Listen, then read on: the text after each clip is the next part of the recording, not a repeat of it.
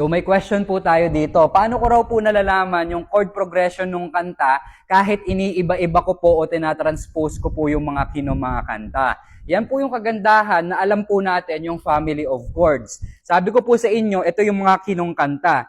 Meron siyang C, D, E, F, G, A, B, C. Yan lang po yung cycle niyan. Wala po tayong H, Ang chords po natin, A, B, C, D, E, F, G. Tapos, uulit na po tayo sa A. So, halimbawa, ang kinang kanta is nasa C. Ito yung family of chords nung C. Meron tayong C, D minor, E minor, F, G, and A minor. So, yan yung C. Marunong naman tayo mag-alphabet, di ba? Anong susunod sa C? D.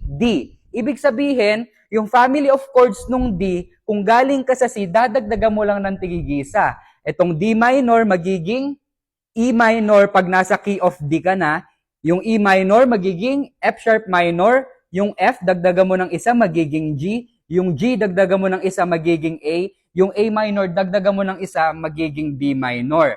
Kaya nga dun sa sample ko na kanta na kung hindi rin lang ikaw, bibilugan ko lahat ng chords na ginamit ko sa key of C muna tayo. Key of C. Ayan, key of C. Ito yung mga ginamit kong chords. Meron tayong C, meron tayong E minor, meron tayong F, meron tayong G. Tandaan nyo po yan So sa key of C, C, E minor, F, G. Yan yung mga ginamit nating chords. Tapos, isi-shift ko siya sa key of D. Ito naman yung mga gagamitin nating chords. D, F sharp minor, G, tapos A. Papakita ko po sa inyo, sample. Okay, tingin po tayo doon sa key of C, lahat na nakabilog.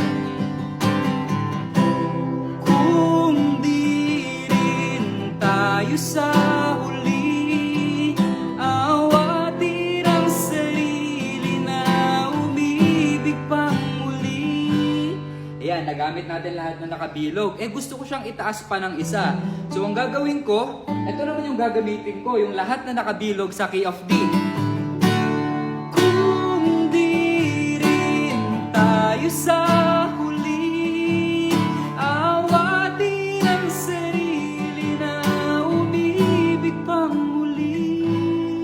Okay, sana po kahit papaano nakatulong at nakaliwanag po sa inyo yon, no? Ganun lang po kasimple kung bakit nagagawa ko po na kahit iba-ibang key, alam ko po yung chords ng mga kanta. Family of chords lang po yung sekreto nun.